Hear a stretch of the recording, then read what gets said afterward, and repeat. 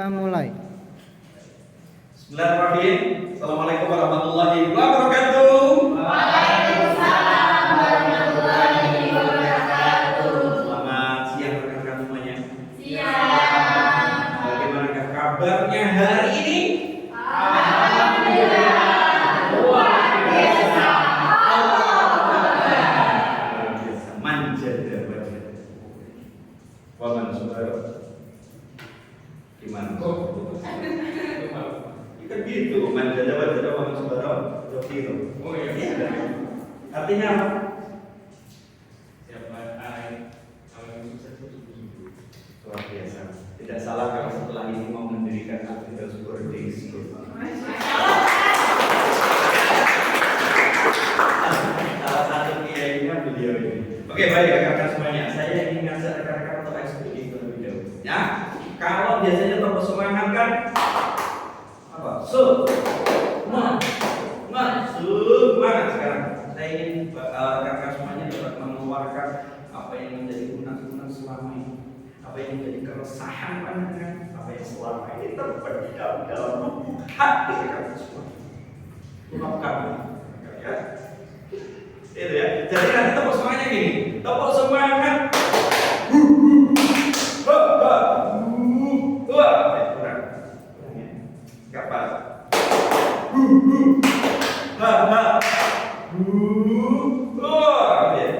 Pas gak ada yang terakhir ada tepuknya kali. Iya, boleh. Boleh dong. Coba. Coba kita Namanya juga kan? Iya, coba. Ayo, coba. Tepuk semangat.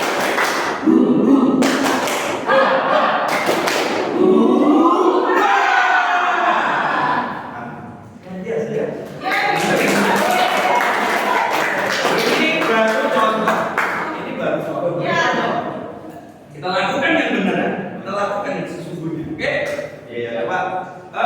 Tepuk semangat.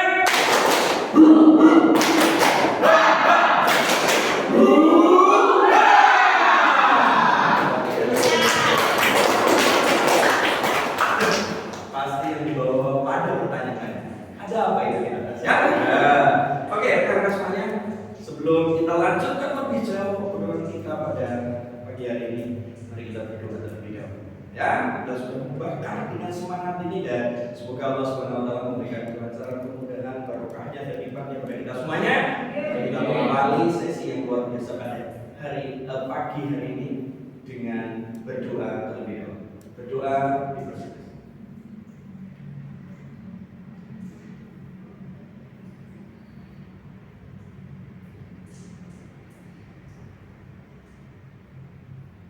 Berdoa cukup?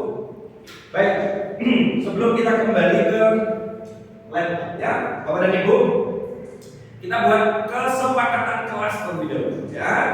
Kesepakatan kelas, satu-satu harus mengusulkan kesepakatan kelas ini untuk memulai sesi kita. Satu apa? Pak Roy?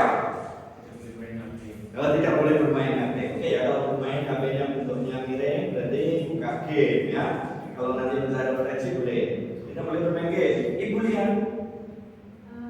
Ketika Pak Siswa menjelaskan, kita harus mendengarkan. Waduh, luar biasa ya. Menjadi pendengar yang baik. Kalau nanti saya di depan ada penjelasan, nanti rekan-rekan mohon untuk dengarkan dulu. Masya Allah ya. Luar biasa. Ciri-ciri istri salihah ya. Masya Allah. Gak usah ini, gak usah menyesal ya. Oke, ya, jadi pendengar yang baik. Bu Vita, benar tembak sama saya. Harus fokus. Oke, Tidak boleh. jangan banyak-banyak tadi ya. Oke, harus fokus pada materi ya. Jangan berpikir main-main. Berpikir mau print lapor, ya sudah ditunggu karena mau tanda tangan dan memikirkan hal yang lain. Oke, terus, Puswa. Oh, tidak boleh tidur. Weh, ya. Tidak boleh tidur karena nanti yang mendengarkan materi siapa? Padahal tidur itu adalah salah satu untuk mewujudkan mimpi. Iya. Karena kalau tidak tidur, bagaimana bisa mewujudkan mimpi? Nggak bisa kan ya? Oke, Bapak. Harus mau berpendapat. Harus Mau berpendapat. good, ya harus mau berpendapat kepada ibu. Ini kebebasan berpendapat dibuka seluas-luasnya, nggak boleh nanti Terus saja ya, sesi kita pokoknya harus berpendapat. Oke, Mati. Oke, saya itu biasa dinanti-nantikan itu waktu. Ya. Waktu. Waktu kita untuk diskusi nanti seperti apa? Oh iya, jadi on time ya. Ya. Harus on time, selesai dan ditanya. Padahal saya belum menyampaikan sesi ini nanti kurang lebih sekitar 2 jam. Pokoknya secukupnya, kalau sudah selesai sudah. Pak Wira? Serius tapi santai. Wih, serius tapi santai. Oke ya, berarti tambah lagi Bapak dan Ibu mohon untuk menghargai setiap pendapat yang disampaikan oleh rekan yang lain ya. Itu adalah bagian dari upaya kita menumbuhkan karakter bahwa kita itu namanya pendapat tak boleh ya argumen dan sebagainya. Jangan sampai saling menjatuhkan gitu ya. Nanti ujung-ujungnya menjadi debat debat kusir, guntuk-guntukan bukan soal sesuatu. Baik ya rekan-rekan. Materi kita, mohon maaf saya harus membaik kepada teman-teman semuanya. Yang pertama ini kita akan belajar tentang teori motivasi. Nah, motivasi itu ada teorinya yang rekan-rekan, nggak cuma disemangatin ayam, terus berujung itu adalah menumbuhkan motivasi di kita, tapi ini ada teorinya, ada teori motivasi tentang penerapan budaya positif. Nah, saya ingin tanya terlebih dahulu, ini sekedar berita saja. Kalau tadi nggak boleh main HP benar, tapi kalau ini sesi ini harus menggunakan HP. Ben, pokoknya saya minta untuk berpendapat. Bapak dan Ibu, ada menti di sini. Bapak Ibu, apakah budaya positif di sekolah itu? Mohon untuk memasukkan kodenya, menuangkan gagasan Bapak dan Ibu.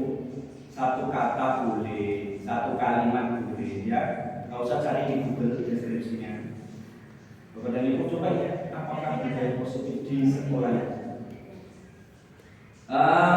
Kodenya adalah untuk akses menti.com, kemudian masukkan kodenya 4581812. Kuliah tadi Mana itu sudah? 4581812.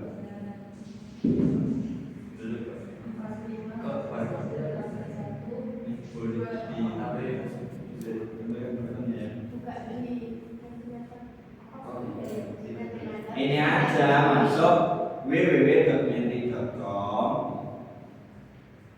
terus enter ke code 4581812. Sudah masuk ke sini.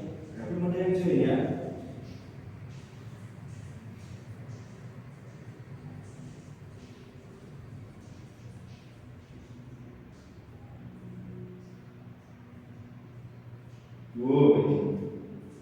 Sudah ada satu jawaban. Oh, namanya sudah menurunkan jawaban sudah tersenyum ya. Oke, baik. Nih, kawan, jawaban dari rekan-rekan semuanya tentang apakah budaya positif di sekolah itu. Ada yang menjawab menghargai setiap proses atau memberikan apresiasi. Ada yang menjawab kebiasaan positif yang bisa membuat karakter siswa lebih baik. Ada yang berpendapat suatu pembiasaan positif yang dilakukan seluruh warga sekolah secara konsisten kemudian menjadi sebuah aturan yang disepakati bersama. Luar biasa visioner sekali ya. Salam leader ya.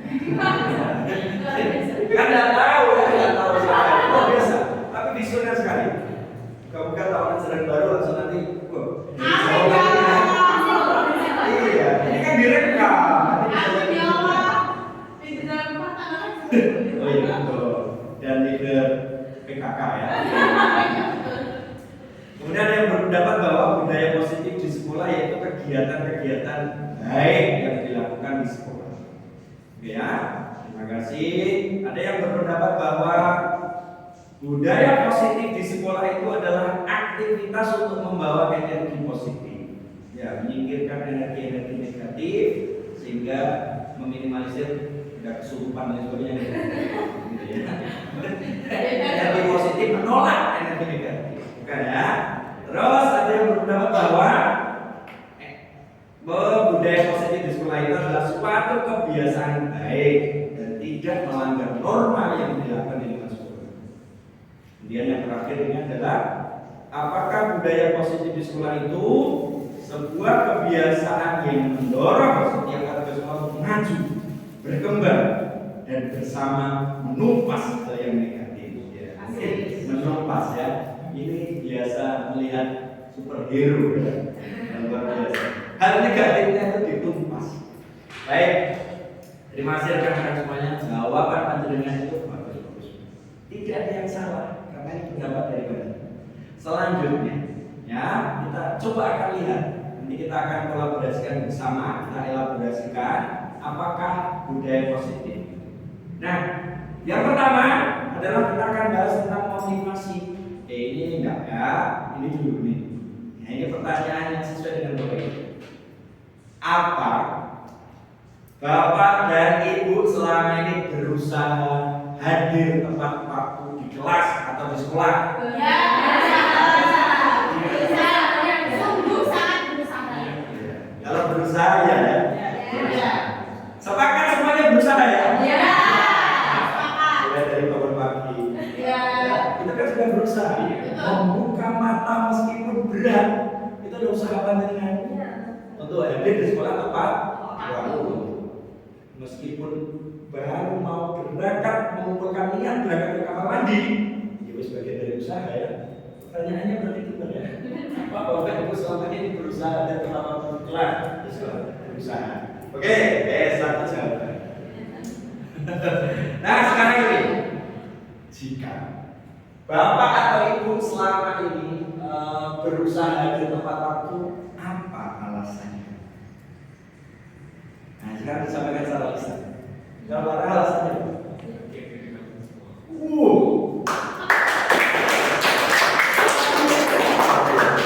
bagian dari tanggung jawab. Oke, lihat.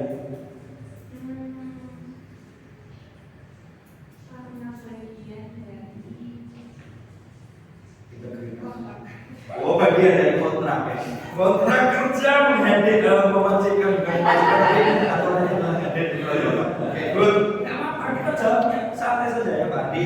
Kalau saya lebih ke memberikan contoh. Kita kan juga contoh. Luar biasa kan? Datang ke sekolah tepat waktu karena ingin memberikan suri tauladan yang baik pada siswa. Luar biasa. Memang sudah dijiwai dan menginternalisasi menjadi seorang pendidik. Amin. Ya, meskipun masih muda tapi integritasnya luar biasa. Kita contoh dan tetap di kelas ya. Oke, lampu kita.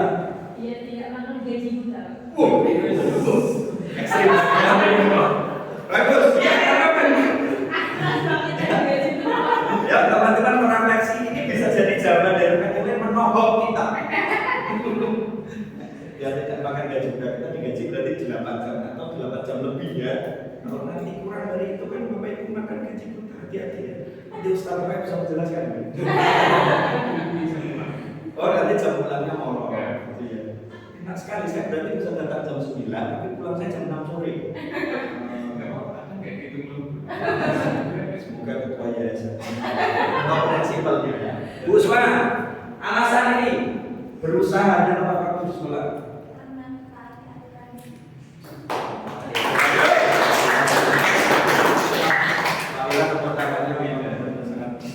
Sekarang apa kita? Oh, karena dengan di tempat waktu kita bisa melakukan berbagai hal, seperti misalkan briefing, yang akan ditunggu, dan sebagainya. Luar biasa. Ada lagi tentang tugas pokok dan fungsinya dari guru di sekolah. Ya, kalau nanti hadirnya tepat waktu bisa melakukan hal sesuai dengan ini ya, sesuai yang telah di job desk-kan. Buat apa? Berusaha juga membentuk budaya yang positif. Karena sebuah budaya itu kan salah satunya dibentuk dari diri kita sendiri awalnya. Woi. Maksudnya berarti tidak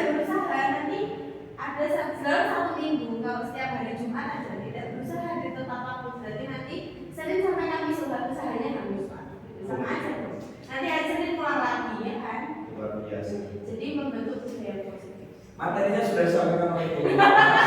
Mungkin bisa jadi ke depan aja Bu. Saya jadi objek. Jangan dong. Luar biasa rekan-rekan, jawaban panjenengan memang top. Nah, sekarang ini kalau teorinya si Dian ini ya, Dian Grusen ini kan dalam bukunya Structuring School Discipline menyatakan ada 3 motivasi perilaku manusia. Apakah yang disampaikan Bapak dan Ibu itu masuk di sini? Ya. Nah, Bapak Ibu, 3 motivasi perilaku manusia. 1, aku nggak bisa baca di sini ya. Menghindari ketidaknyamanan atau hukuman. Nah, ini dengan tadi jawaban dari Mas masuk di sini kan ya. Menghindari ketidaknyamanan hukuman. Ini anak-anak kita. Hati-hati ya. Kita dulu waktu sekolah, kita dulu datang tepat waktu, kita menghindari hukuman. Karena dulu kalau kita datang terlambat, apalagi saat upacara, mesti kita disuruh berdiri di pojok, ya dengan teman-teman yang terlambat. Terus yang lain itu baris di sana paduan suara, kita terlambat di sini. Dan kita seakan-akan dihakimi selama 1 hari itu di sekolah. Ya, bahkan ada sekolah yang menerapkan pakai rompi.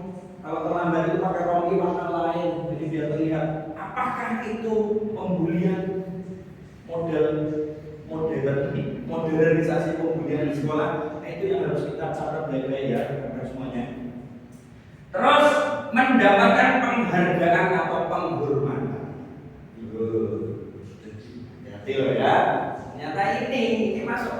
Kita tidak melanggar aturan. Kita jadi wong sing tertib. Buat PPI pertama sendiri misalnya. Ternyata apa motivasinya itu? Apakah yang kedua ini yang mendapatkan penghargaan atau penghormatan? Yang terakhir adalah menghargai diri sendiri. Nah, ini saya lihat, saya rasakan jawaban dari rekan-rekan tadi semuanya adalah sudah sampai yang ketiga nih. Alasan yang ketiga. Kembali lagi Bapak Ibu, dengan merefleksi, aku ini seorang guru di sini.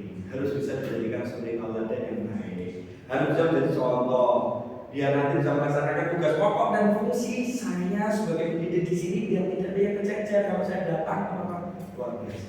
Bapak dan Ibu sudah sampai di level menghargai diri sendiri. Biasa ya, Al-Firdaus tidak salah memiliki Bapak dan Ibu. Benar ya? Ada lagi di sini. Nah, ini sekarang tentang disiplin positif. Nah, ini tadi ya. Tujuan dari disiplin positif adalah menanamkan motivasi yang ketiga yang sudah saya sampaikan tadi, yaitu menjadi orang yang mereka inginkan atau menghargai diri sendiri. Jadi yang paling apik, Bapak Ibu tidak melanggar aturan, dan ini juga nanti di anak-anak kita ya. Jadi ini saya analogikan di Bapak Ibu itu karena ini nanti harus kita tanamkan ke anak didik kita, bahwa anak didik kita melaksanakan segala hal sesuai dengan aturan yang ada. Itu tujuan utamanya adalah bagaimana dapat menghargai diri mereka sendiri, bukan karena takut akan hukuman, bukan karena ingin diapresiasi oleh Bapak dan Ibu, tapi karena mereka sudah memiliki suatu keyakinan dalam hati mereka dan untuk mewujudkan penghargaan diri terhadap diri mereka sendiri. Tuh. Nah, ketika murid memiliki motivasi tersebut, mereka telah memiliki motivasi intrinsik. Jadi orang sokok bukan dari Pak Ardi. Nanti aku ingin dapat nilai yang bagus dari Pak Ardi, itu sudah bukan motivasi dari internal diri mereka sendiri ya. Karena yang tadi mendapatkan penghargaannya. Nah, atau karena hadiah ini yang hadiah itu Bapak dan Ibu kita dulu sebagai produk pendidikan masa lalu kita itu mesti ngalami. Zaman dulu adalah ini soal matematika. Guru matematika saya mengeluarkan uang 10.000. Siapa yang bisa mengerjakan di depan benar 10.000 ini? Jadi kita termotivasi karena ingin mendapatkan hadiah. Ya semua dulu ada gaya senang ya. Dulu kita senang sama guru tutur. Nanti kasih uang saku bisa jawab. Tapi kita tidak pernah memikirkan gimana perasaan teman-teman si ukuran matematika 12. mati ini mesti ya lo cuang orang dulu nggak bisa sekali garapan jabar harus mulai song ya lo contoh ya. Mohon maaf kembali menggunakan matematik sebagai subjek ini ya yang diobrolin. Semoga ini tidak masuk dalam pembulian matematika. Nanti contoh di sini ada matematika lagi loh ya. Bapak Ibu, ini disiplin positif. Mereka akan tetap berperilaku baik dan berlandaskan nilai-nilai kebajikan karena mereka ingin menjadi orang yang menjunjung tinggi nilai-nilai yang mereka hargai. Jadi nek Bapak Ibu harus muncul, ya Bapak Ibu seperti semua ya. Saya berpedoman pada kontrak kerja saya itu kan menghargai nilai-nilainya ya. Nah itu harus kita tanamkan ke anak didik kita nih. Nah sekarang nih disiplin positif pertanyaannya. Bagaimana cara kita sebagai guru untuk menanamkan disiplin positif ini pada murid-murid kita? Nah inilah mereka pentingnya. Dan ini semuanya Bapak Ibu. Di sini kan Bapak Ibu ada yang menjadi wali kelas atau HRD, rekan-rekan pendamping. Ini semuanya termasuk. Ada nanti Bapak Ibu akan memegang misalnya anak yang dia malas ke sekolah, datang ke sekolah jam 8. Ini kan belum ya saat ini. Pegang kelam, si anaknya enjoy, oke, datang tepat waktu. Tapi nanti Bapak Ibu akan ketemu dan seperti itu. Saya sudah 10 tahun di sini. Hormat pada senior.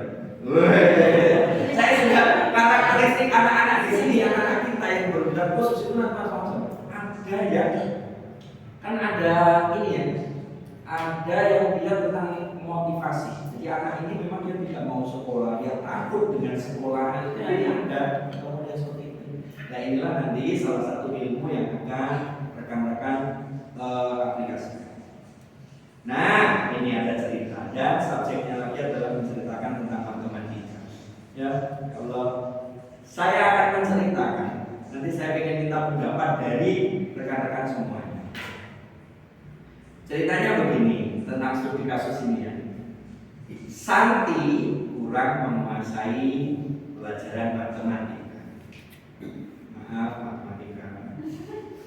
Sehingga pada suatu pelajaran tersebut berlangsung, dia lebih banyak berdiam diri dan menggambar di buku pelajarannya. Relate banget ya, kita pernah mengalami loh kayak ini.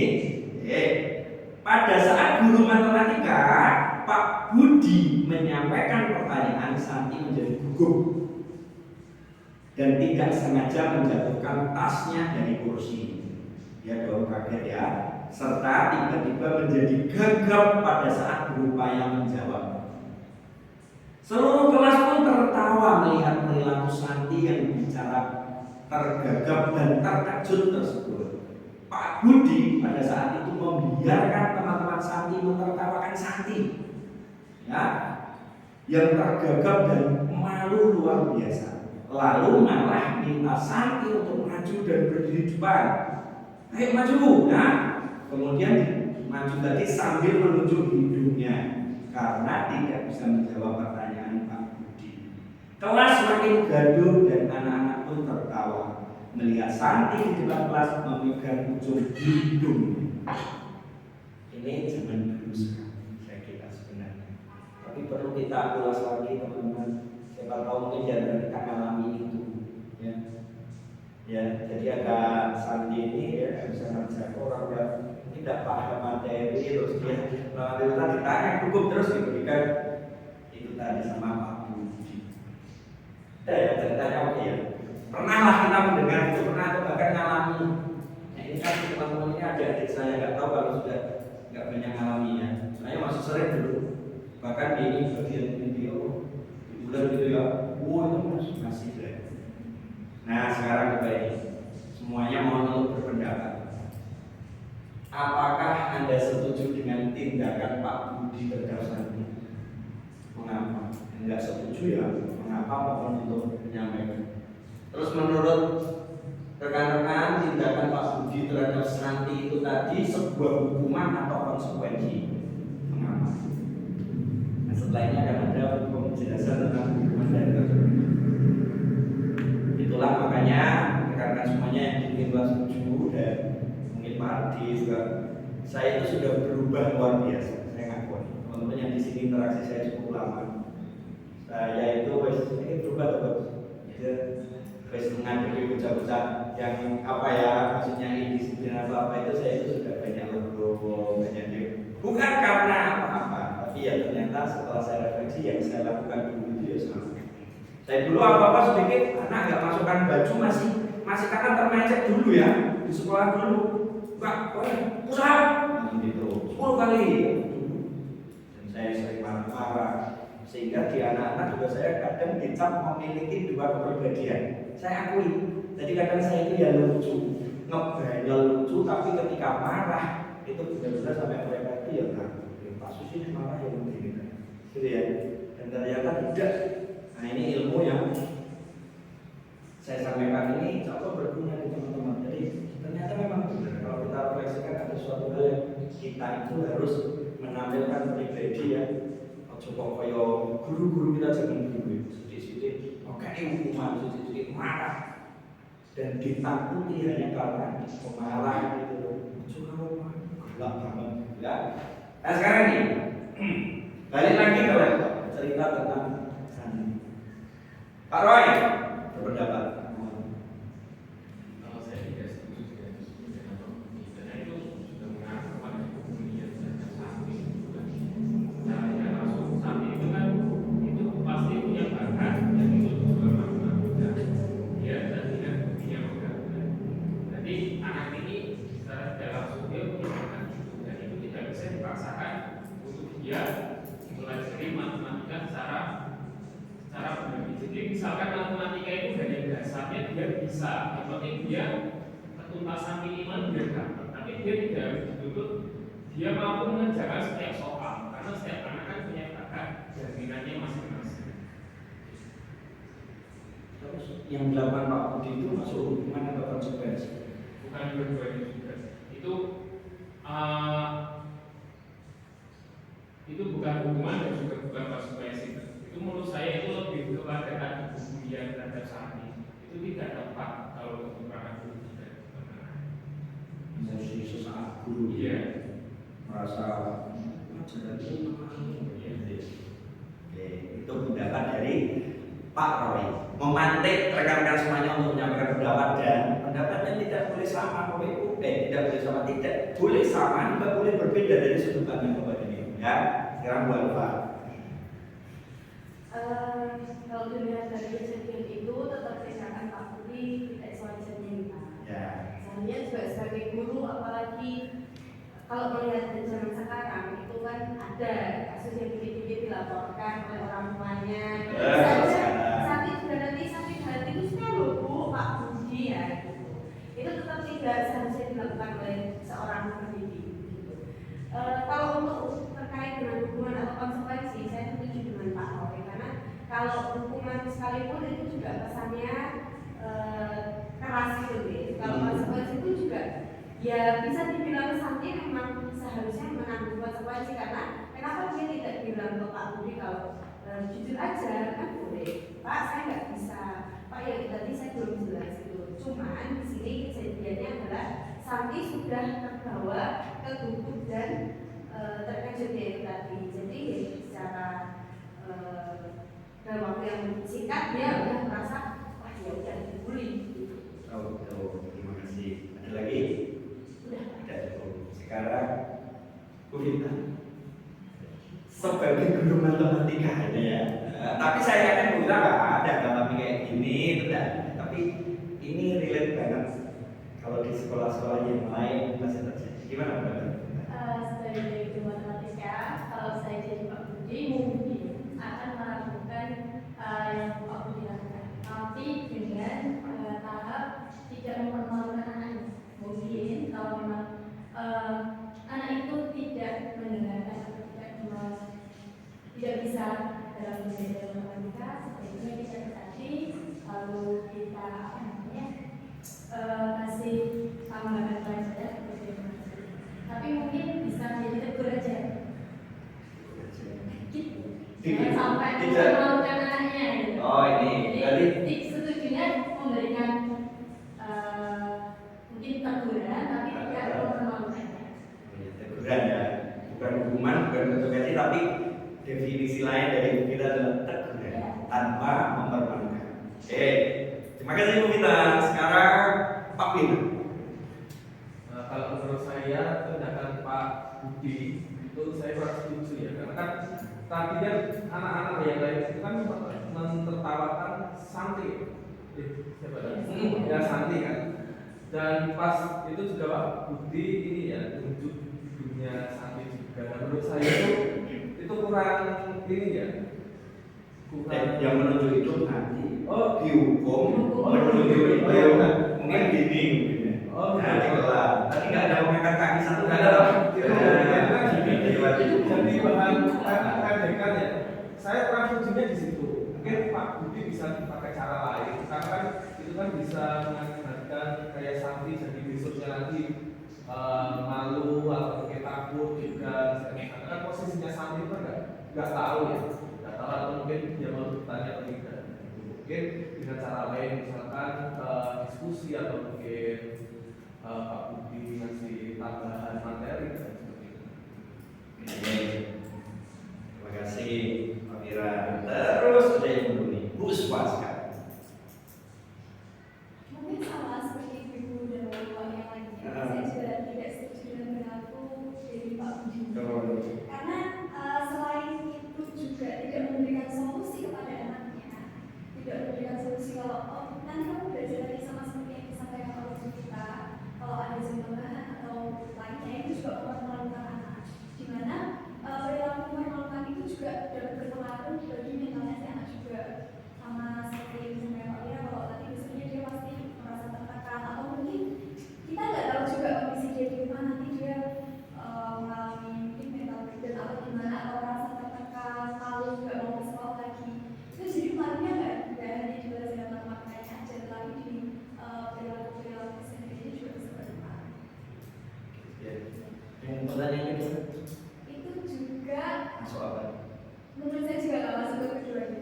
Nggak masuk Nggak ke masuk ke keduanya. hukuman dan nggak masuk ke konsekuensi. Oke, terima kasih luar biasa ya. Ini sudah memikirkan jangka panjang ya. Ternyata benar. Oke, terus sekarang nanti grupnya kan maestronya ya orang-orang. Ini nanti coba analisis beliau seperti apa ini ya. Sekarang Bu lihat. Kalau menurut saya tindakan Pak Budi ini kurang tepat.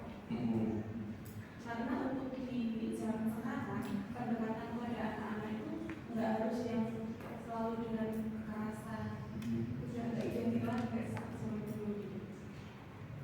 Dan menurut saya tadi kan dia nggak bisa matematika, tapi dia apa ya, kalau dia bisa menggambar, mungkin juga ada beberapa tipe kecerdasan matematika ada baliknya ya. Mungkin si Santi ini memang tidak punya nilai lebih di matematika, tapi kan ada yang lain. Nah, minat bakatnya gitu ya. Oke. Yes, pertanyaan kedua. Pertanyaan kalau menurut saya bisa jadi malah dua-duanya. Oh, ini ya bisa jadi itu. Iya, karena kalau Pak Budi ini nggak tahu kalau misalnya si Santi ini nggak bisa matematika, tapi bisa yang lain. Oke. Tapi kalau konsekuensinya itu Santi justru malah tidak menyampaikan apa yang menjadi kendalanya dia. Oh. Itu jadi konsekuensinya. Terima kasih Bu Dia analisisnya. Sekarang coba kita dengarkan grupnya. Gak apa-apa, ini kan kita sharing grupnya. Iya loh, ya. Meskipun ini saya sampaikan teman-teman, saya memang ngajak teman-teman, meminta teman-teman dalam hal memenuhi tugas saya. Tapi ini saya mau benar-benar pembahasan, ada ilmu kok yang bisa kita petik, kita diskusikan bersama ya. Gak cuma kita hari ini di sini loh ya. Jadi sekarang ilmu dari Pak Adi. Analisisnya Pak Adi ya. Baik, terima kasih teman-teman. Saya ada satu dari dua. Mungkin nanti saya juga tambahkan ke analisis yang ketiga. Jadi untuk mendapat satu itu, apakah Anda setuju dengan tindakan Pak Budi berkaitan kasus tadi itu? Saya tidak setuju. Tidak setujunya di perlakuan terhadap Santi siswa yang tadi ketika memberikan hukuman atau punishment ketika dia tidak menjawab. Nah, di situ itu tergolong dalam hukuman. Ketika ini bisa masuk di konsekuensi juga seperti yang disampaikan Bulia juga tadi. Ketika sapi tidak bisa menjawab, akhirnya dia mendapat sebuah hukuman dengan disuruh berdiri. Namun pertarungannya itu ketika tadi siapa Pak Budi membiarkan. Nah ini untuk pembelajaran kita bersama itu di situ. Jadi poin pentingnya itu di situ ketika Pak Budi ini kenapa sampai bisa membiarkan anak seperti itu.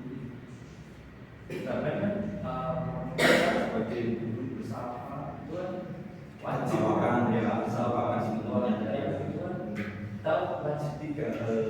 Yang pertama itu mendidik, mengajar dan membina. Nah, sama ini kan tadi juga sebenarnya bukan saya nyalakan tapi ada perilaku atau tindakan dari sapi yang tidak mau mengkomunikasikan. Dia tidak bisa tapi tidak berbicara dengan Pak Budi seperti yang disampaikan Budia. Kemudian dan Pak Budi sebagai guru juga harusnya lebih memahami anak-anak gitu. Karena kita juga sebagai pendidik tadi kita harus mampu menganalisis sampai mana sih anak kita belajar dan sampai mana ada kekurangan. Nanti kan juga itu tanggung jawab kita juga sebagai guru pendidik. Kita sukses dalam memberikan pembelajaran. Luar biasa. Terima kasih dari rekan-rekan yang sudah menyampaikan ulasannya. Yang Bapak-Ibu sudah ini. Kalau kita sepakat ya, nomor 1 tadi saya menangkap bahwa Bapak-Ibu sepakat. Nggak ada ya zaman sekarang perlakuan yang seperti itu memperlakukan siswa di dalam kelas terus sampai seperti itu. Kita kayaknya zaman sekarang itu sudah sangat ekstrim. Apalagi kalau tadi seperti halnya yang disampaikan Bu Alfa, zaman sekarang nanti segala hal ini bisa diviralkan.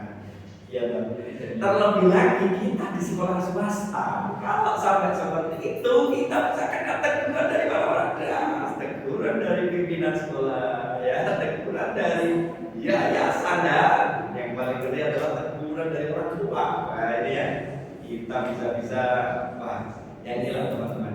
Apalagi kita di swasta ya. Kita kalau melihat seperti ini mungkin, tapi kalau misalnya di sekolah negeri pun saat itu sudah ada. Tapi kita di sekolah swasta sudah ada yang seperti itu. Nah, poinnya adalah sekarang kita yang kedua. Ada rekan-rekan di sini yang menjawab tindakan Pak Budi itu hukuman atau konsekuensi. Ada yang menjawab itu tidak masuk ke dua-duanya. Itu bukan hukuman, bukan konsekuensi.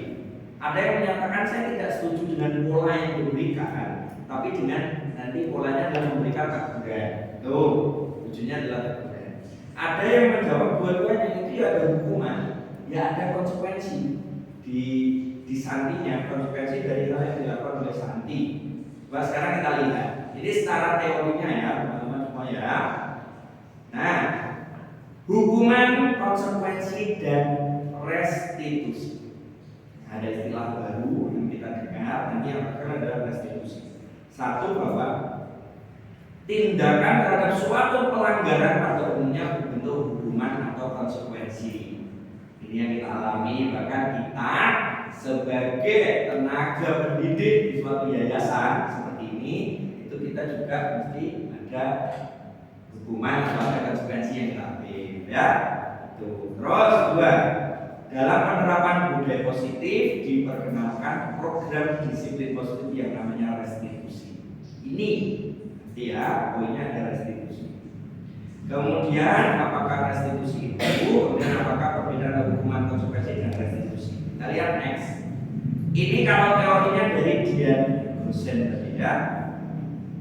Restitusi adalah proses menciptakan kondisi bagi murid untuk memperbaiki kesalahan mereka. Jadi menciptakan kondisi untuk memperbaiki kesalahan mereka sehingga mereka bisa kembali pada kelompok mereka dengan karakter yang lebih Jadi orang berujung dibully, ya kembali dengan kelompoknya dan diterima, terus dimaafkan, gaya kesalahan gitu. Itu harapannya dari restitusi itu seperti apa?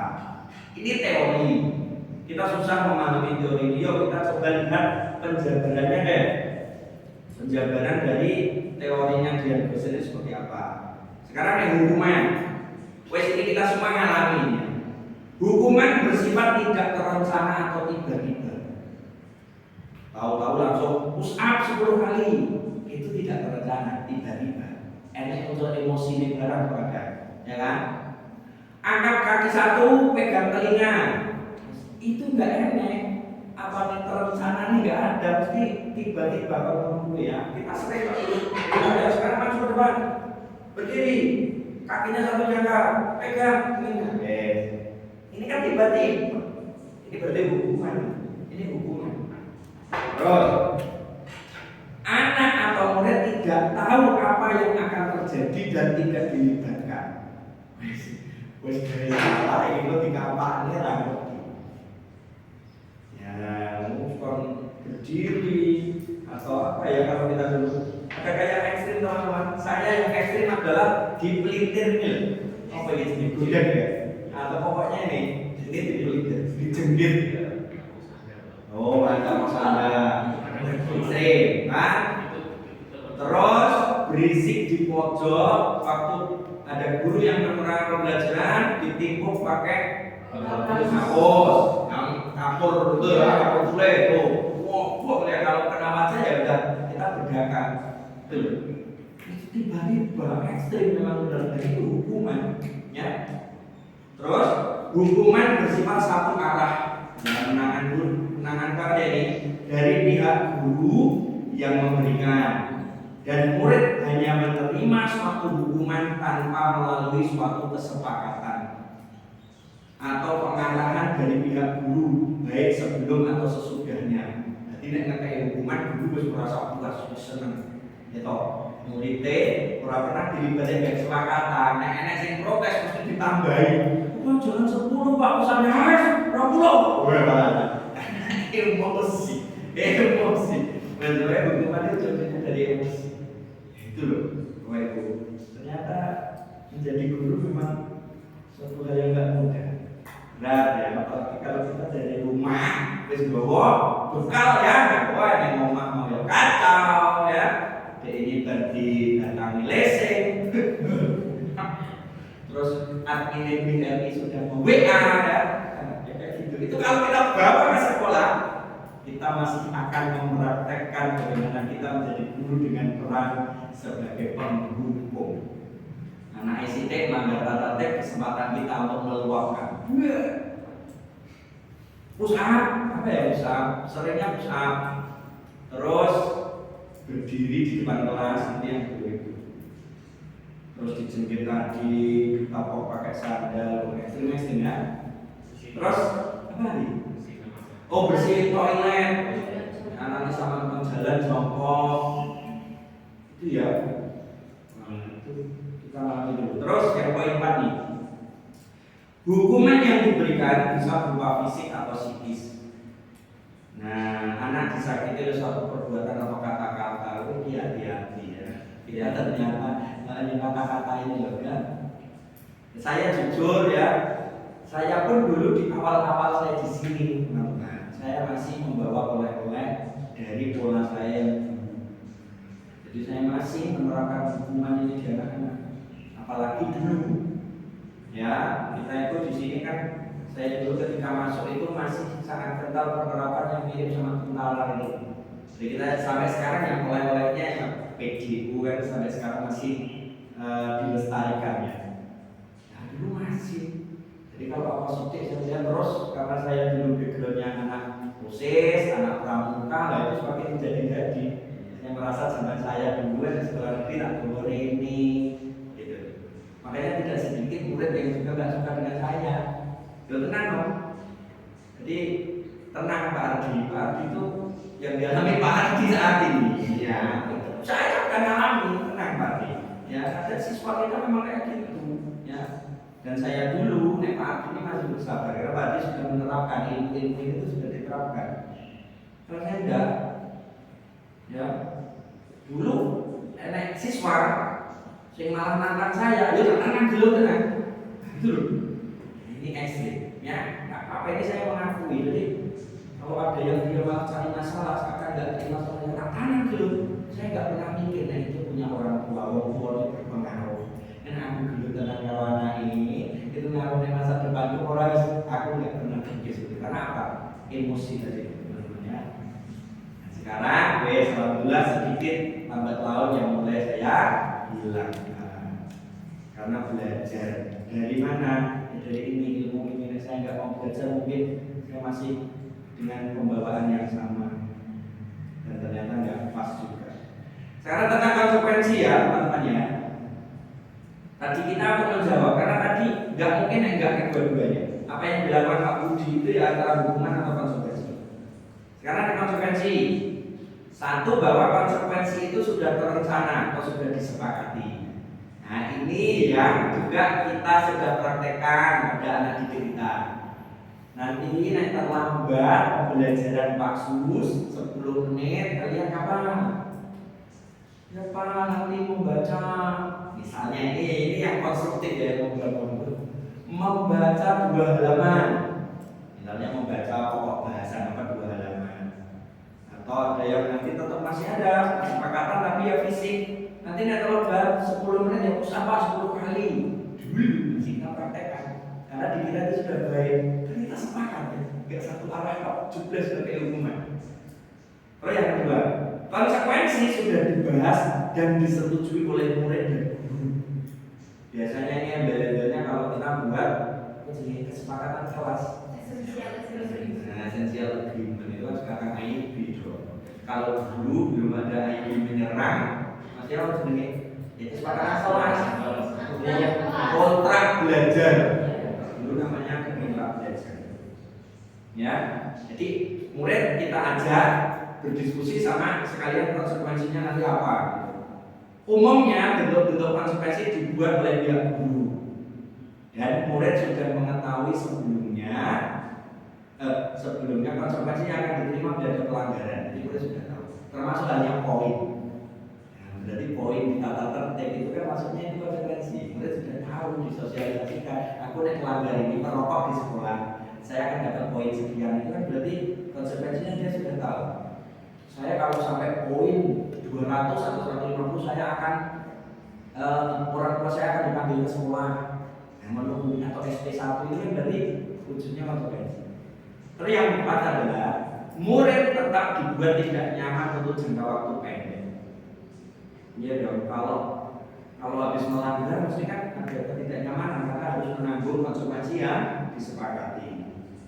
Ini konsekuensi. Nah berarti tadi apa yang dilakukan Pak Budi ini tadi maksudnya hukuman apa konsekuensi? Hukuman. Kalau dari teori ini ya, terlepas dari pendapat rekan-rekan ya hukuman. Pak Budi malah secara tiba-tiba searah ya murid tidak diberikan kesempatan untuk ini tadi ada kesepakatan atau apa. Itu tidak masuk dalam kontrak belajar di pembelajarannya Pak Budi. Tidak memperhatikan namanya belum ada kesepakatan sebelumnya. Pak Budi murni memberikan hukuman kepada santri. Nah sekarang ini bentuk contoh hukuman dan konsekuensi ya teman-teman. Ini dulu sering dilakukan sekolah. Saya juga mengalami zaman bayang. Saya mencatat 100 kali sampai kemudian beberapa kali ini ya mencatat 100 kali di buku. Kalimat saya tidak akan terlambat lagi karena terlambat bla saya tidak akan berisik lagi di kelas menungguin dulu yang memberikan itu masuk hukuman. Lari mengelilingi lapangan basket 2 kali karena terlambat dari sekolah. Biasanya yang memberikan ini adalah guru piket. Guru piket di depan apa? Punguti sampah, membuang sampah itu di tempat lari mengelilingi lapangan, hormat pada bendera 30 menit. Gitu, wes itu ngalami berdiri dulu di tiang bendera itu depan tiang bendera lama itu, ya. Terus ada membersihkan coretan yang dibuat di meja belajar atau di meja kelas.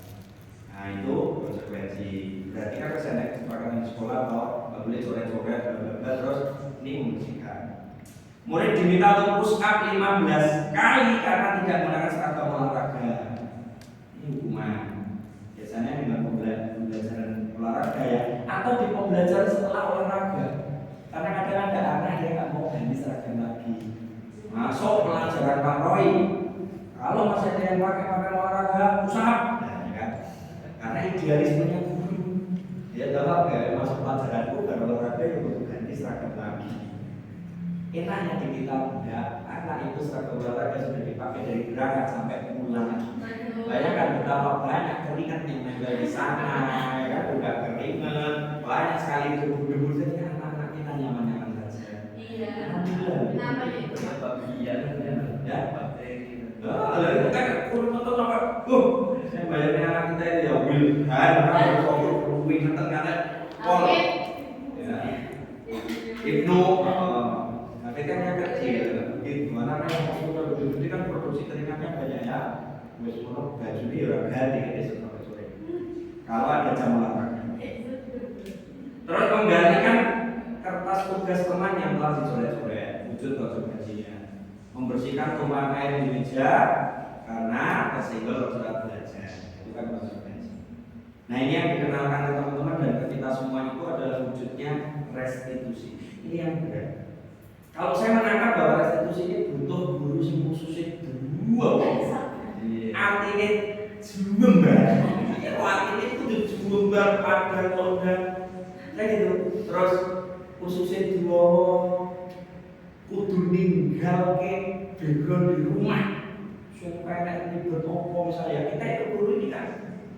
Kalau kepala sekolah yang dulu menyampaikan bahwa kita itu kan apa ya? Ya banyak hal yang kita bawa ke sekolah. Kita itu yang alami dan lain boleh seragam, terutama yang ibu-ibu ya.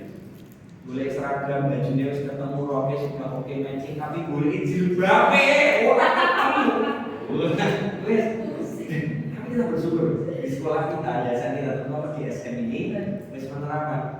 Kalau dengan kan mau seragam apapun yang seperti dia, oke. Yang penting tetap berseragam, ibu dia tetap enggak. Tapi ada di sekolah lain itu nek serak jilbabe wae ora foto nih, kita kan dirasain teman-temannya. Saya ini guru loh. Ngomong kan itu wujud masih pembulian ala gaya-gaya modern ya.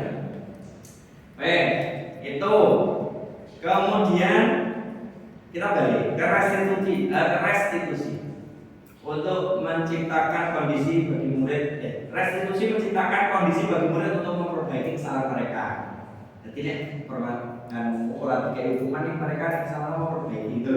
Restitusi merupakan proses kolaboratif antara guru dan murid. Ini yang didorong Bapak Ibu. Jadi salah satu nilai kita sebagai seorang guru nanti adalah nilai kolaborasi. Kolaborasi ini bukan hanya antara sesama guru seperti ini wujud kolaborasi kita belajar bersama. Tapi kolaborasi ini didorong lebih jauh. Kolaborasi dengan orang tua wali murid ini kita sudah melaksanakan nilai plus kita. Dan kolaborasi sama murid ini ya sudah ya kita mau lomba apa oke yang ngerti dosis sudah dilaksanakan. Bapak Ibu sudah di institusi yang tepat. Iya, harus bangga karena ini sudah melaksanakan ilmu ini sudah bantunya kuasai semua sudah dilaksanakan. Wes, kalau mau ya, coba dijelaskan. Wes banyak saya sebenarnya kamu duit, oke. Terus restitusi membantu murid berpikir tentang orang seperti apa yang mereka inginkan. So kadang ini kan, nah ini ya, jadi nanti ada dialognya ke sini. Nah, kamu itu harusnya pengen jadi seperti apa? Nah, restitusi. Terus kita kadang yang nyembahnya dari murid. Jadi nek umpamanya itu kasus itu ya setuju karena seperti itu tuh ya senang. Jadi kita masuk ke dunia mereka. Terus restitusi ini merupakan tawaran bukan paksaan. Nanti setelah ini kamu mau memperbaikinya bagaimana? Itu jembar biar hati nih itu yang susah banget. Butuh tantangan. Yo, kayaknya ini ya ini dari contoh aja nih. Kan? Karena kita nih kelas 7 kita salah. Mecahnya kocok. Mecahnya kocok. Iya. Ini terus yang bikin kita panas bukan karena mecahnya kocok. Laporan dari teman-teman yang lain gitu loh kan. Wah, anakmu macam anakmu sininya ya. Karena mohon maaf, kadang-kadang kita ya seperti itu manusia. Jadi bahwa tanggung jawab ini adalah tanggung jawab HRT-nya, tanggung jawab BK. Nggak boleh kita kayak gitu. Jadi upaya kolaboratif itu belum ada. Terus menyampaikan yang ada di bubu-bubuin, gitu ya. Biar tetap. Wah, aku belum kita ya, terus kita nggak tahu apa-apa, kita sampai tahu kan kita ya langsung ini ya, marah, emosi. Terus restitusi mencari kebutuhan dasar yang mendasari tindakan.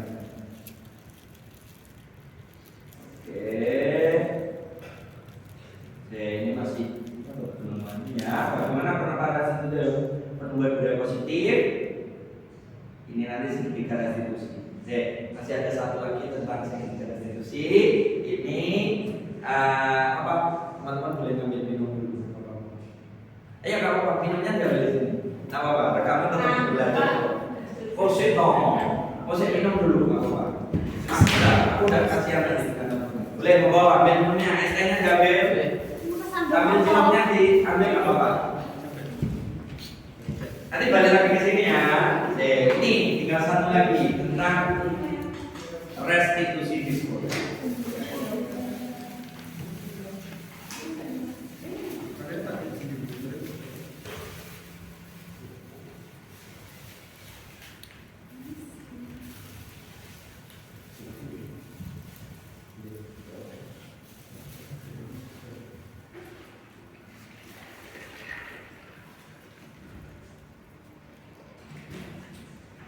Nah, kita nanti teman-teman silakan minum ya.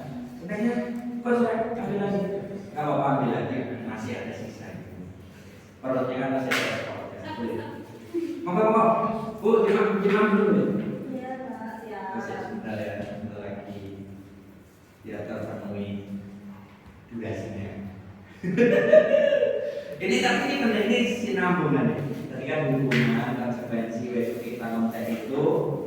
Kita akan lanjut restitusi. Habis ini sudah.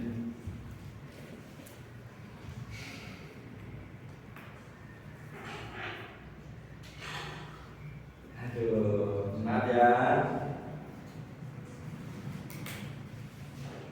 Oke, sudah pada minum rekan-rekan semuanya. Sudah. Ini rekan-rekan nih. Sedikit lagi teman-teman berdiri aja. Berdiri. Kursinya rekan-rekan semuanya. Oke. Sekarang saya mau minta kalau saya bilang gajah duduk, kuda berdiri, gajah duduk, gajah duduk, kuda berdiri ya. Konsentrasi, gajah duduk, kuda, gajah,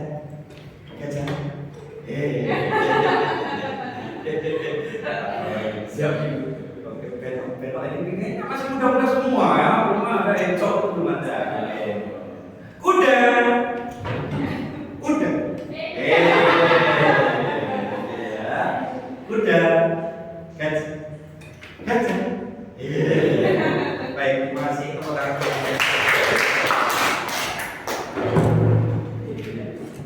Cocok jadi guru SD dulu.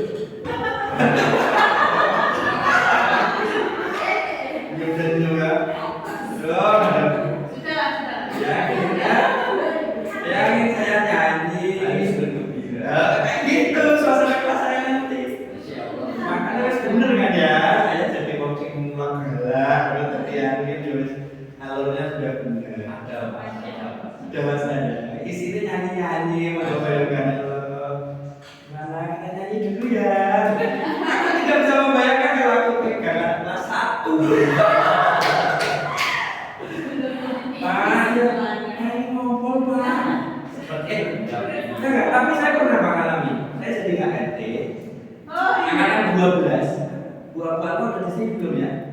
Jadi angkatan 12 itu dulu kelas 9. Ada anak namanya Bina. Itu di pelajaran saya duduk. Saya pelajaran saya ngajar biasa selesai. Terus kok siapa yang kental ini ya? Bagus sekali. Siapa sih kental ya?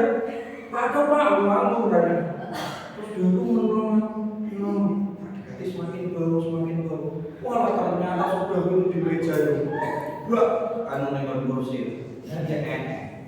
Ya udah kan, pendampingnya cewek. Pendampingnya pada saat itu Bu Tika, kalau Bu itu yang keterima kominfo itu Bu Devis, Bu, kenapa ini? Karena Bu Devi sama Bu Tika ngawasi di sini ada TBK apa ya, dari TBK.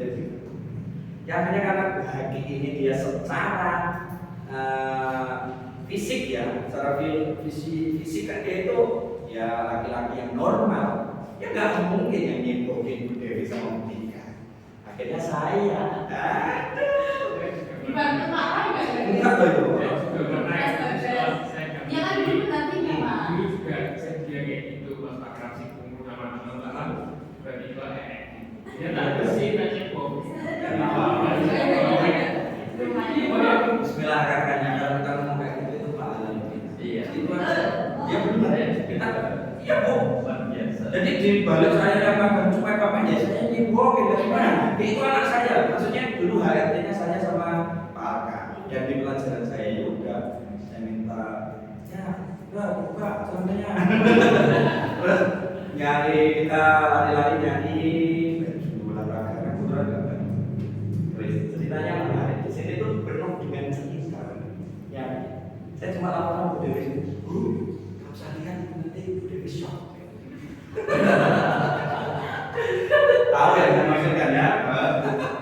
Iya ya, luar biasa. Saya sampai gugur ya. Itu jalan dengan baik. Terus ya sekarang teman-teman kita kembali ke laptopnya. Bentar lagi. Kita balik tentang segitiga restitusi. Apa yang dimaksud tadi restitusi di awal sebagai apa ya? Langkah penanganan terhadap anak selain dengan hukuman atau dengan konsekuensi, ini wujudnya adalah restitusi. Nah, di bukunya Dian Gausen lagi, nah ini ya tentang restitusi tadi, bahwa ini merancang sebuah tahapan untuk memudahkan para guru dan orang tua dalam melakukan proses untuk menyiapkan anaknya untuk melakukan restitusi. Nanti namanya adalah segitiga restitusi. Tahapannya seperti ini. Ini segitiga ini langkahnya kita teman-teman ya. Langkah kita dalam menangani anak. 1. Ada kegiatan nanti menstabilkan identitas. 2. Validasi tindakan yang salah. Dan yang ketiga adalah meyakinkan keyakinannya. Jadi kayak ini. Stabilkan identitas, validasi tindakan yang salah, dan menanyakan keyakinan. Nanti ada contohnya. Ini teorinya dulu saya sampaikan. Menstabilkan identitas. Pengertiannya adalah bagian dasar dari segitiga bertujuan untuk mengubah identitas anak dari orang yang gagal atau melakukan suatu kesalahan menjadi orang yang sukses. Jadi orang diintimidasi di tahap ini tuh nanti tidak ada intimidasi, tidak ada mereka wah salah-salah ini enggak. Anak yang melanggar peraturan karena sedang mencari perhatian adalah anak yang sedang mengalami kegagalan. Dia mencoba untuk memenuhi kebutuhan dasarnya namun ada benturan. Jadi gini, balik ke teori pilihan. Teori pilihan itu kayak gini. Apapun yang dilakukan oleh seseorang, entah itu baik atau buruk, itu kan memiliki tujuan. Betul ya? Ya. Itu kita yang belajar kayak gitu. Tadi di awal ini tak perlu saya sampaikan semua. Kemudian kalau dia mengkritik, kalau kita mengkritik dia, maka kita akan tetap membuatnya dalam posisi gagal. Ya kan? Kalau kita ingin ia menjadi reflektif, maka kita meyakinkan si anak dengan mengatakan kalimat-kalimat di bawah ini. Nah, ini tahap menstabilkan identitas kayak ini. Coba ya, kita ini kan perlu tadi yang saya sampaikan khusus yang dua itu di sini.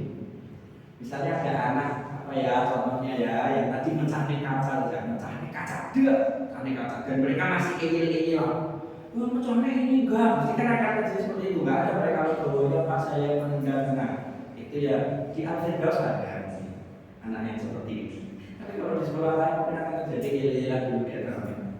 Nah, kita memvalidasinya mereka dulu, menstabilkan identitas ini dengan kata seperti ini, misalnya berbuat salah itu tidak apa-apa. Jadi gaya bicaranya bisa dibukti ya. Ya. Terus tidak ada manusia yang sempurna. Ya. Bayangin di saat kita sudah buntu-buntu, kita harus menata benar. Konstitusi anak itu di sini. Saya juga pernah melakukan kesalahan seperti itu. Pak Ardi juga pernah melakukan kesalahan seperti itu. Kita bisa menyelesaikan ini. Terus Bapak tidak tertarik mencari siapa yang salah. Pak Sus ingin mencari solusi dari permasalahan ini. Bayangin ya, apa sangat mulia sekali. Terus kamu, nah, misalnya Ruben, Wildan, jangan anak Wildan oke, Ruben, Kevin, kamu berhak merasa begitu. Kita masuk mengulangi. Apakah kamu sedang menjadi teman yang baik buat dirimu sendiri? Ini kan kata-katanya kayak gini ya. Ini perlu jam terbang yang sangat tinggi menerapkan restitusi ini ya. Biasanya ini guru BK nanti. Iya dong. Wah.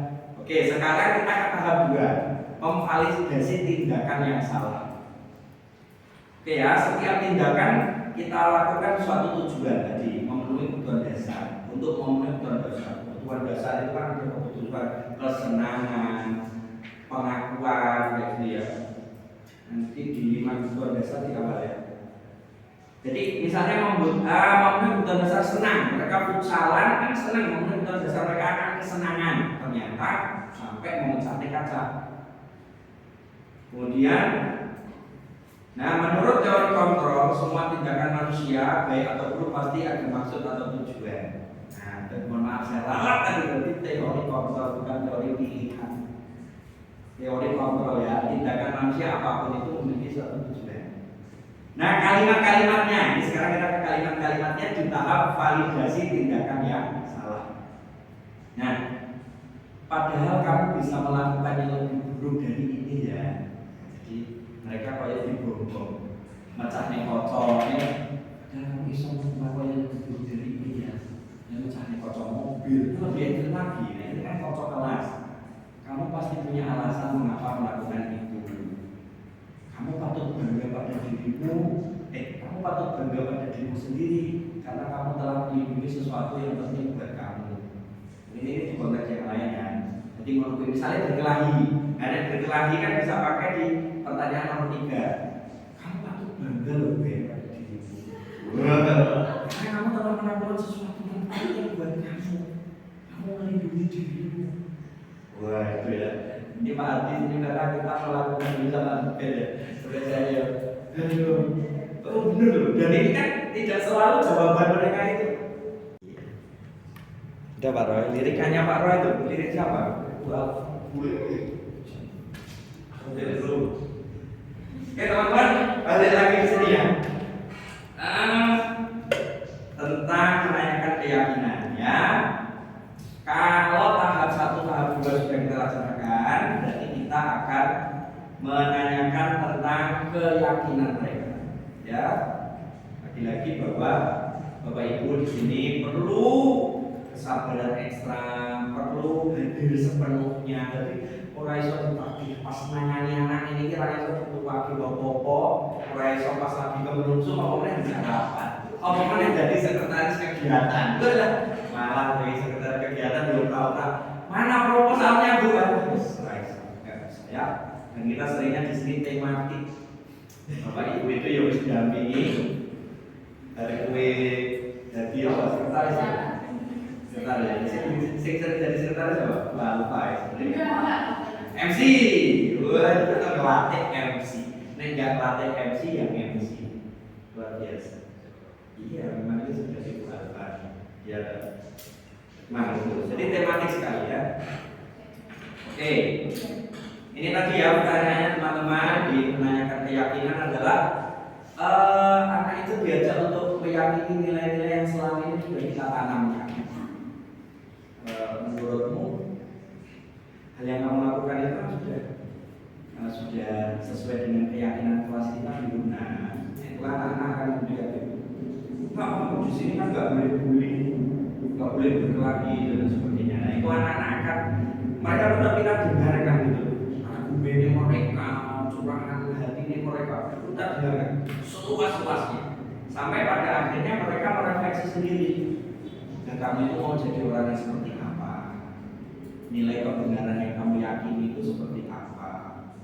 Itu nanti kan mereka merefleksi diri. Saya inginnya Pak ya jadi orang itu ya yang baik. Ini harapannya kita muncul respon mereka juga respon-respon yang positif ya. Nek responnya masih negatif yuk kita gali terus. Itulah maka di sini nggak ada dibatasi waktu kan. Bisa jadi ini misalnya Pak Adi mau konseling, ini wujudnya nanti nggak tahu ya. Kalau restitusi ini menjadi coaching, jadi wujudnya coaching. Ya, itu bisa jadi ini seharian ini bisa jadi dari jam 8 pagi sampai jam 12 ngobrolan itu harus selesai. Itu ya, mengcoaching satu anak ini butuh waktu yang lama, nggak bisa dibatasi durasinya. Ini hanya gini teman-teman, ini hanya pertanyaan-pertanyaan pemantik di tiap tahun. Pastinya kita kan butuh pengembangan diri ya, nggak mungkin terpaku pada itu. Dan gaya penyampaiannya juga nanti disesuaikan dengan teman-teman sendiri. Oke, ini ada sebuah cerita seperti ini. Ini cerita ya. Coba ini yang jawab Pak Roy. Pak Roy kan bacanya masih jelas ya. Terusnya udah minus Pak. Ini udah kelihatan bujur-bujur gitu ya. Nah, kita lihat ya ini. CC-nya tadi apa nih? Penting untuk menanyakan ke anak kehidupan seperti apa nantinya yang mereka inginkan. Itu kita meyakinkan, menanyakan keyakinan tadi. Apakah kamu ingin menjadi orang yang sukses, bertanggung jawab dan bisa dipercaya? Nah, kebanyakan anak akan mengatakan iya, tapi mereka tidak tahu bagaimana caranya menjadi orang seperti itu. Gitu. Jadi anak-anaknya kamu ingin jadi orang yang tanggung jawab, lah nanti ingin jadi orang yang bisa dipercaya oleh itu tidak akan iya.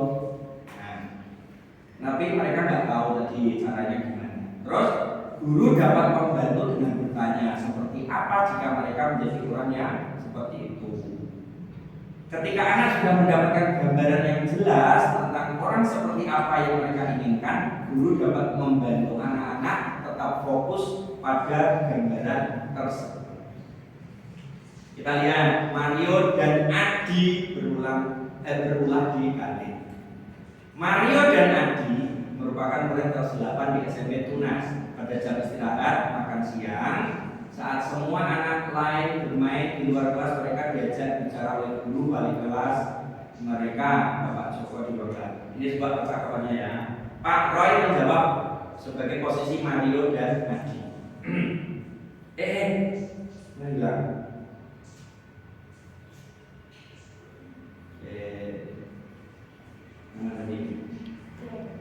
Mario, Adi, Bapak tadi dengar laporan dari guru piket di kantin. Sepertinya kalian dalam masalah ya. Ada yang bisa Bapak bantu? Apa yang terjadi? Iya Pak, tadi pada jam istirahat pagi kami main lempar-lemparan makanan di kantin. Tapi tidak sengaja malah terlempar ke lawan dan pada sekolah, kepala sekolah kita sudah berjalan. Kalian main lempar-lempar makanan di kantin, kena wajah Budinya ketika beliau sedang lewat. Iya Pak. Adi, ada informasi yang kamu mau tambahkan? Oh ya, Adi nih. Kami tidak bermaksud melakukannya, tapi kami tidak sengaja. Apakah kalian tahu kalau kalian berada dalam masalah sekarang? Ya. Baiklah, Bapak di sini bukan untuk mencari siapa yang salah. Bapak di sini untuk mencari penyelesaian sama-sama.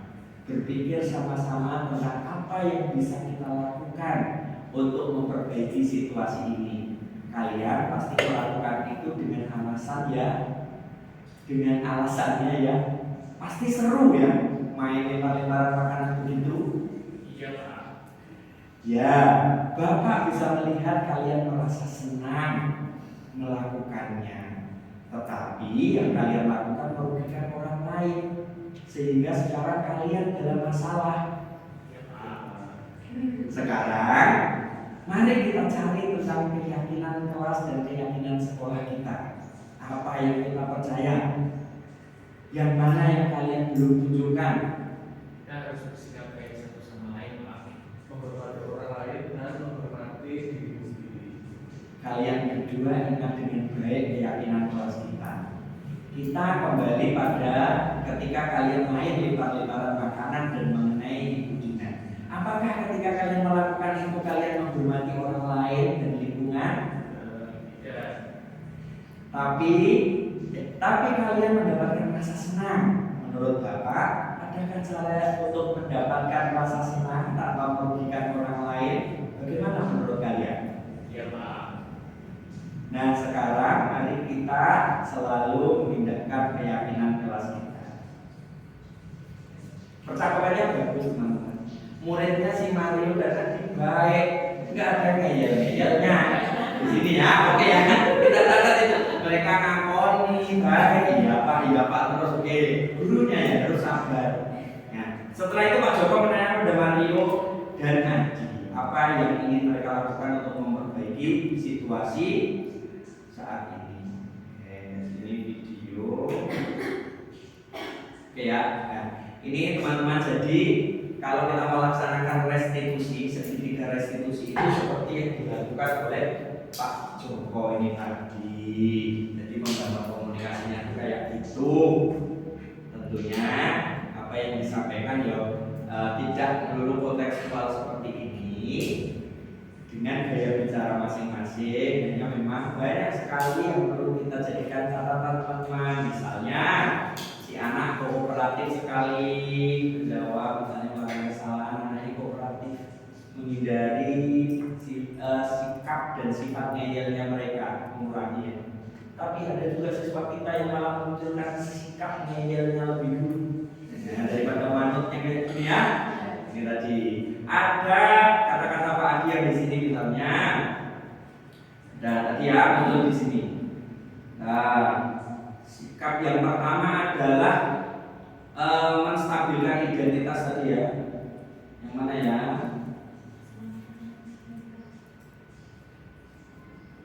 Ini, apakah kalian tahu kalau kalian berada dalam masalah sekarang? Nah, terus ini Bapak di sini bukan untuk mencari siapa yang salah. Ya, sele itu di sini. Ini kalau yang dulu nggak tahu seperti itu, panggil BK.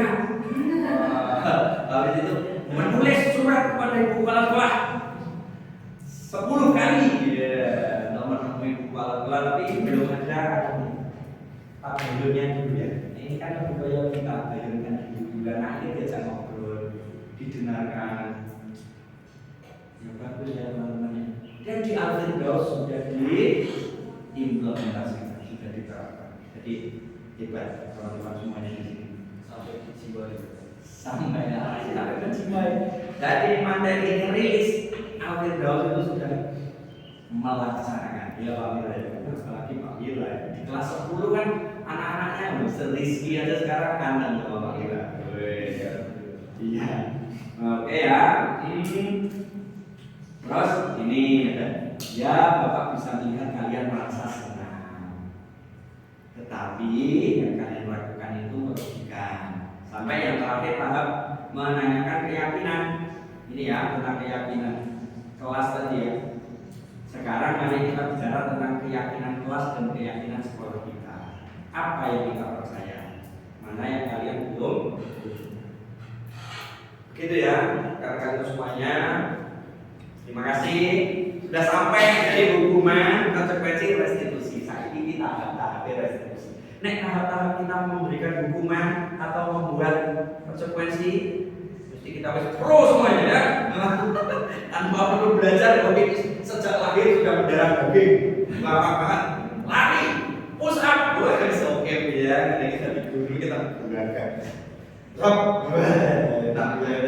Enak tetap gagah dan kita ditakuti. Tapi ternyata yang diharapkan sebagai seorang pendidik tadi sampaikan oleh Pak Adi, yang mendidik, yang apa tadi Pak? Mengajar dan membina. Nah itu nggak bisa diwujudkan tadi ya. Ngetonik secara mitos. Oke. Terus sekarang kita belajar dari ini, kita belajar poinnya adalah pada restitusi. Ya, di anak-anak kita dengan langkah apa menerapkan segitiga restitusi. Gitu, rekan-rekan semuanya. Terakhir, saya minta menuliskan refleksi. Refleksinya diisi, Pak, saya jadi bagaimana kalian? Iya, nggak apa-apa. Nggak usah. Nggak apa-apa. Nanti dong. Nanti aja. Biar nggak. Nanti kan tinggal masukkan. Nah, ini terusnya ini. Oke, sudah. New slide. Open indeed. Saya kasih pertanyaan dulu.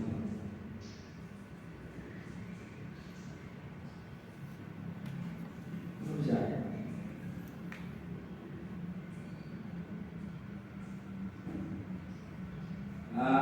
Ini pertanyaannya adalah C. Apa yang rekan-rekan pelajari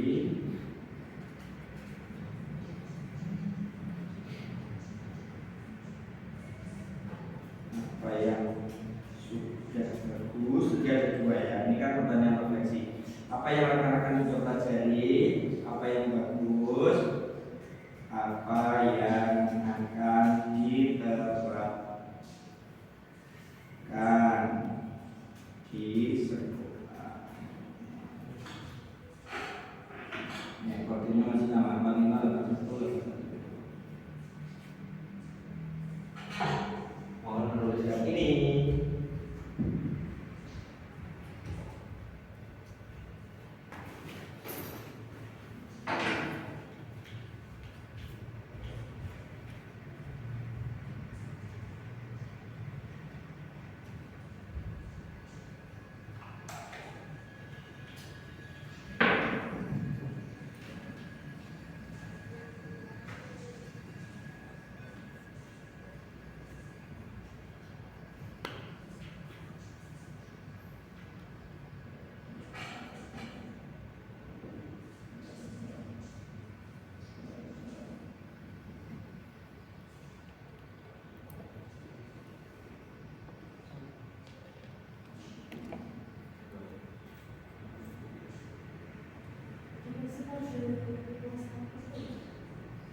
Nah,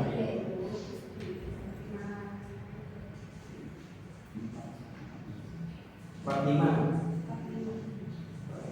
dapat satu, dua. Lah itu.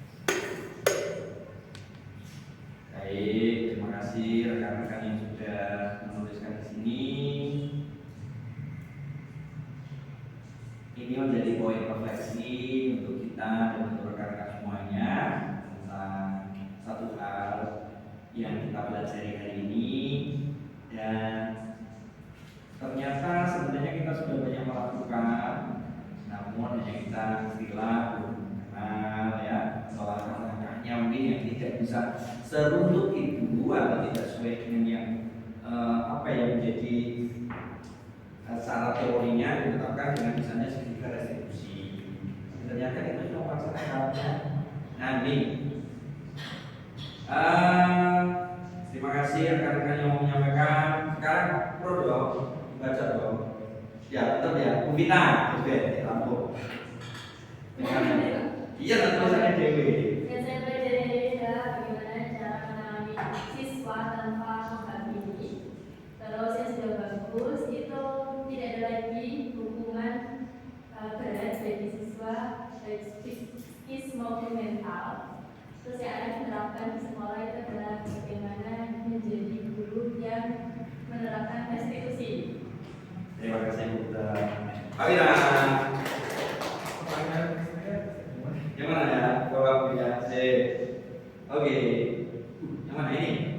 sekali dengan yang atas. Nah, dengan mempelajari materi ini, saya sebagai guru menjadi tahu bagaimana menangani anak, ya, anak selain menggunakan konsekuensi, yaitu menggunakan restitusi. Nah, untuk yang apa yang sudah berdasarkan tapi nggak cukup. Gak apa-apa. Oke, terima kasih Bu Wira. Luar biasa. Bu Usma. Mana nih? Hari ini kita belajar tentang restitusinya ya Pak. Jadi selama ini ternyata kita tuh dari beberapa guru dan menerapkan restitusi ini. Mungkin kita hanya baru mengenal istilahnya aja itu setelah disampaikan oleh Pak Sis. Terima kasih Pak Sis. Terima kasih Bang ya, Alvin Gaul. Selangkah, Beli maju. bukan selangkah ya. Berlangkah-langkah lebih maju di depan. Bukan kita akui. Dan emang Kan jargon boarding school-nya. iya. Nanti Ustazah apa Zina Asrama Putri. Ustazah Usman sebagai pembina tahfiz putri. Ya. Program mobil. Iya dong, harus karena harus menjawab tantangan zaman ya. Apa? Paling bawah Pak. Paling bawah sendiri, oke. Jadi yang dipelajari tentunya perbedaan hukuman, konsekuensi dan restitusi. Setuju dengan Bu Uswa, ternyata lebih dalam dari konsep hukuman dan konsekuensi itu adalah restitusi. Kalau di Belanda juga itu Pak, kita kenalnya adalah konsekuensi. Dulu ada penerapan reward dan hukuman, ternyata itu harusnya dihapuskan, tidak ada hukuman. Adanya adalah konsekuensi. Begitu. Ternyata ada yang lebih jauh dari itu yaitu restitusi. Kemudian yang sudah bagus di sini ya itu sih penerapan konsekuensi karena memang setiap awal pembelajaran diimplementasikan bagaimana kita membuat kontrak belajar. Jadi yang pasti akan diterapkan ya untuk kebiasaan segitiga restitusi. Luar biasa. Ternyata bukan hanya untuk kelas ya, ART atau BK enggak. Tapi juga bisa menerapkan ini. Luar biasa. Menanyakan keyakinan si anak kau nih kalau kamu nangis, kamu ingin jadi anak yang seperti apa? Oke, sip, please. Kuliah mana? Ya. Hari ini saya belajar tentang restitusi dan tentang penerapannya untuk anak. Dan yang akan saya lakukan adalah melakukan diskusi dan juga kolaborasi kepada anak dalam metode menyelesaikan masalah. Jadi nggak cuma kita yang langsung menentukan ini kamu harus gini. Jadi kita harus melakukan diskusi dan kolaborasi. Luar biasa. Tadi pegang jawab betul ya? Belum bukan ya? Iya. Nanti kalau siapa yang paling ya tetap Putri kan pegangnya kan. Kalau kelas 9 udah petantri, lantri kelas 9. Masih itu. Jadi bukan kuliah yang nanti gini ya, tapi biasa tentang keyakinan. Terus Pak Roy. Saya mengenai sebenarnya itu tentang pentingnya budaya positif di sekolah. Salah satu untuk membuat budaya positif, guru itu harus meninggalkan ini biasa lamanya kata itu hukuman, konsekuensi, itu tidak sesuai dengan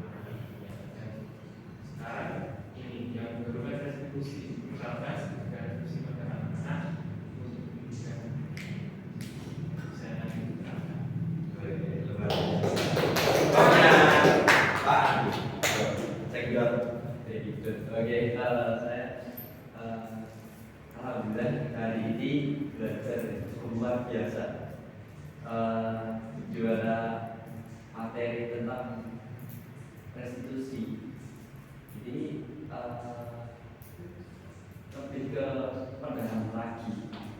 Saya dalam lagi mungkin dengan materi saya juga, dan gimana ini bagaimana kita berperilaku sangat humanis ketika masyarakat siswa.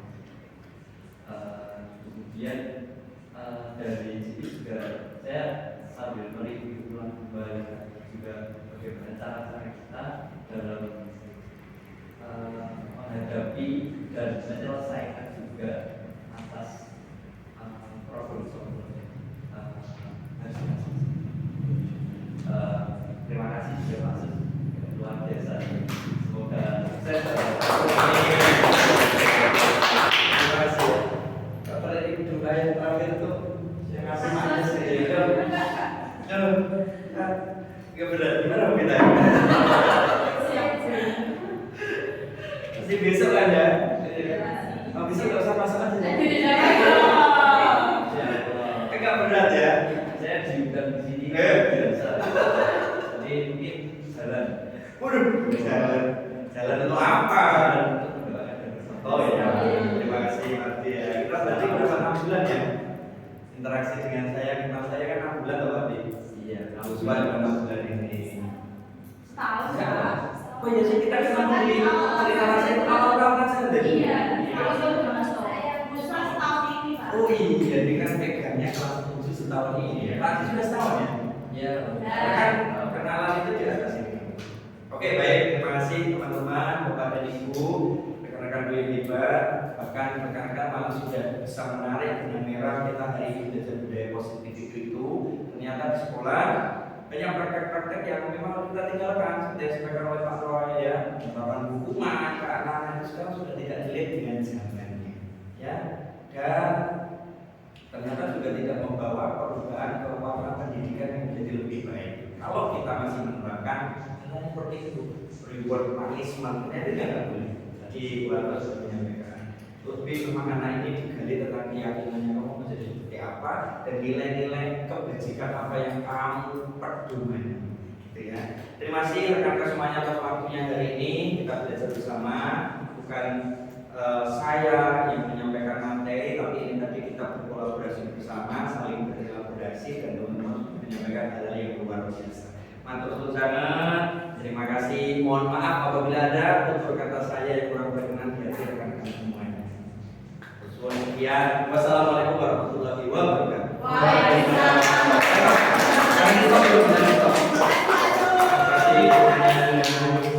Terakhir kita foto dulu. Karena memang benar mungkin foto yang terakhir.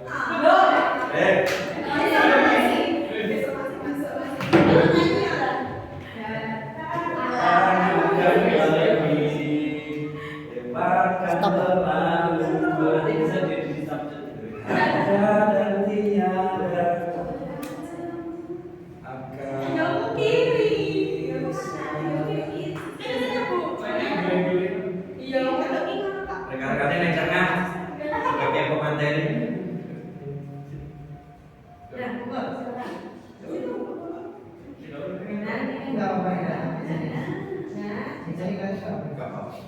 mundur aja. Ya, ditahan dulu mulutnya. Yuk. 1, 2, 3. Jadi balik. 1, 2, 3.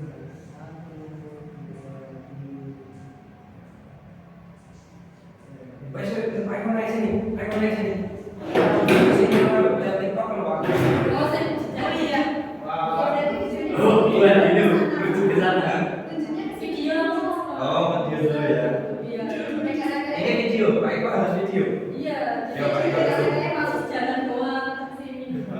Ayo, Pak Eko. Bajunya kemana? Kan, Pak Eko dulu. Iya. Wes, ini apa rekaman? Ini rekaman kelihatan jalan. Kayak nanti Memposisikan. Ke sini sih gak sih Pak? Ya, lucu ini dulu. Langsung muncul sana. Oh. Oke, ya, siapa Eko? 1,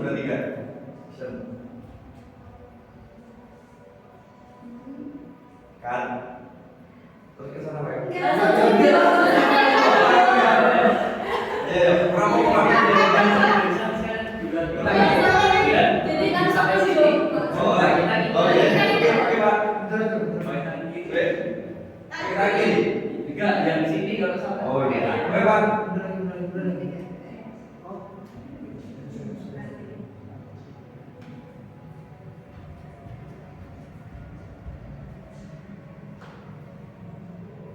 Prono, Pak. Udah. Terus dari situ udah naik. Kita tunjuk lagi. Foto. Ya, ini. Ini foto. Ini foto. Ini foto. Terus Tunjuk kamera. lagi. Kok nggak sih?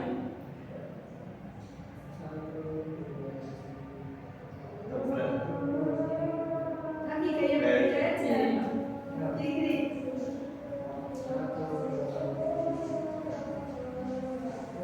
Baik, Pak. Ya, terima kasih. Sorry ya, terima kasih Pak Sus. Udah nih. Ya. Ya. Oke, penting toh. Jangan toh. Desen toh. Ya, Pak. Dan yang udah diusin udah. Udah ya? Dan akhirnya Sudah, oke. Terima kasih semuanya.